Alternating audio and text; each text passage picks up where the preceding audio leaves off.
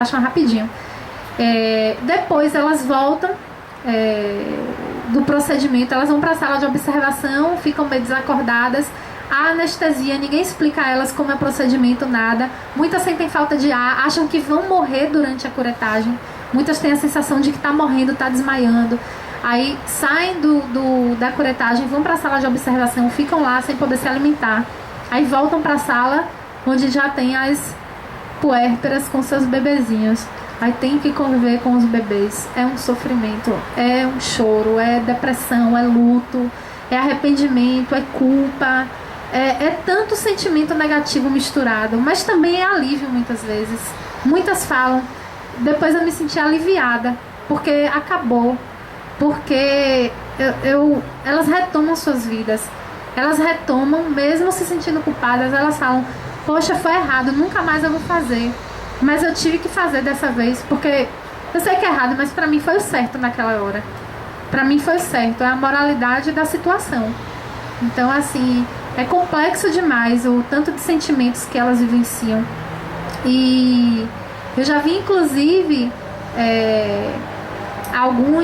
alguns procedimentos não só serem feitos, eu não vi assim, mas assim, soube relatos disso, mas soube também de relatos de curetagens bem mais violentas, assim, de mostrar o produto, de deixar à vista assim, o resto, para que as mulheres pudessem ver que aquilo ali é o resultado do seu, sabe? Assim, às vezes, quando tá muito novinho, né, porque o aborto é considerado de 20 semanas para baixo, ou se o produto da concepção é menor de meio quilo, é menos de meio quilo. Isso é uma determinação da Organização Mundial de Saúde, mas ainda não é um consenso, né? Foi a última que eu tenho conhecimento, foi essa, mas assim, não dá pra ver muita coisa. Às vezes já chega, quando chega novo, né, que uma baixa idade gestacional, não dá pra ver muita coisa, não dá pra ver quase nada. Mas às vezes as mulheres deixam esperar até o uso do Citotec, ou elas usam geralmente por volta dos 3 meses de gestação, porque o Citotec age melhor nessa idade. Muitas delas, inclusive, já sabem que age nessa idade, sabem que tem que esperar perder o feto. Nenhuma chega lá com o feto, entendeu? É muito difícil chegar lá com o feto. Eu já vi uma situação de um parto prematuro que foi tratada como uma mulher altamente criminosa. Parto prematuro, que foi, os médicos estavam suspeitando que foi indução de interrupção da gravidez. E de pegar assim, jogar por cima e dizer aqui, ó, tome aí, de situações de parto, não estou nem dizendo aborto, situações de parto, de violência obstétrica da grávida, porque não fez xixi, nem eliminou as fezes antes. Na hora da força, fez cocô e xixi e melou a profissional que estava lá, né? A médica xingar a mulher toda. Falar, que absurdo, me melou toda, não sei o que. Assim, é terrível. O negócio da violência obstétrica é muito com as mulheres que sofrem aborto, mas também é muito com as que vão parir. E é muito com as mulheres que têm aborto espontâneo. Com as mulheres que têm aborto é mais perverso ainda, porque elas ainda são culpabilizadas, são vítimas de um não cuidado constante. Muitas ficam sem medicação para dor. Na hora da alta não é explicado muita coisa, não é falado sobre contracepção para a maioria delas. Então elas saem de lá, por exemplo, sem saber que depois de um aborto é mais fácil engravidar. As mulheres ficam mais propensas à gestação. Muita gente não sabe disso. Mas depois de um parto de um aborto, é mais fácil contrair uma nova gestação. Então tem que sair de lá com métodos amarradinhos, né? Orientação direitinho, explicar o uso do preservativo, porque se fez um aborto, foi uma gravidez indesejada, porque teve uma relação sexual desprotegida, não usou camisinha, então tem um risco de DST, né? De contrair uma DST, uma doença sexualmente transmissível. Não é explicado isso. Então, assim, é muito sofrimento. Desculpa aí se eu me alonguei. É que eu fiz um resumão, digamos assim, do que eu observei na minha prática das pesquisas que eu já fiz. Ok. Gente, eu só esclarecendo, o rapaz que pediu pra eu falar, eu pedi pra ele esperar. Eu ia deixar ele falar, mas ele foi embora. Você não deixou ele falar, não? Não, eu pedi pra ele esperar, como eu tava no meio da fala, eu pedi pra ele esperar, eu ia passar pra ele. Por isso que depois eu procurei, ele foi embora. Eu acho que não cessou, que era pra eu responder. Ah, tá. Bem, quando eu procurei, ele já tinha ido embora. Bem, gente, mais ninguém inscrito. Então a gente vai encerrar. É isso?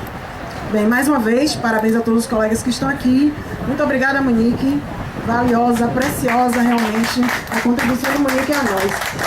Com certeza, nós vamos enviar por e-mail o link para o trabalho de Monique, o link para o documentário Clandestinas, né, e todo o material que Monique possa passar para a gente, para esse debate, mais uma vez, continuar no local de trabalho, em casa e com os amigos, porque a sociedade precisa tomar uma posição em relação ao que está acontecendo, que é muito grave. Então eu vou passar para a Monique fazer as considerações finais. Eu não tenho muito mais a acrescentar, só agradecer mesmo o convite, dizer que eu gostei de estar aqui hoje com vocês. É realmente um assunto complicado, é um assunto polêmico, é complexo. É um assunto que desperta paixões, como eu disse no começo, tanto para o sim quanto para o não.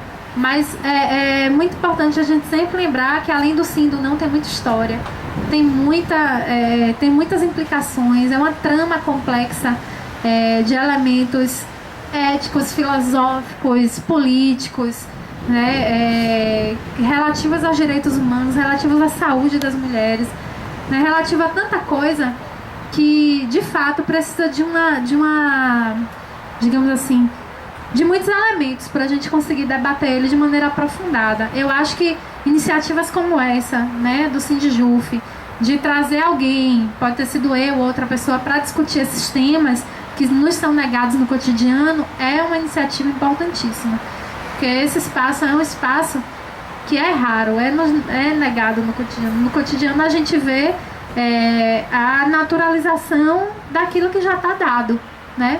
A naturalização do papel da mulher enquanto mãe, a naturalização da criminalização do aborto, a naturalização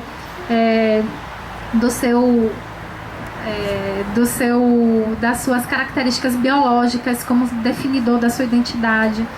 E é sempre bom ter esse contraponto.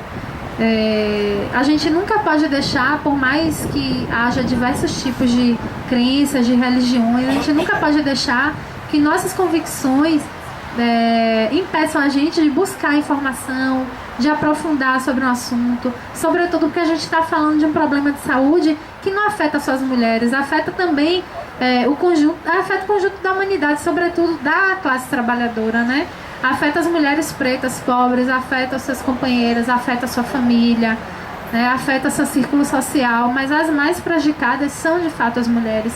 Está na mão delas fazer luta, está nas nossas mãos promover luta, está nas nossas mãos brigar, né? Está nas nossas mãos brigar para fazer com que nossos direitos sejam garantidos, nossos direitos não sejam retirados, mas que além de direitos a gente avance também para um mundo onde a gente consiga derrotar as opressões, né?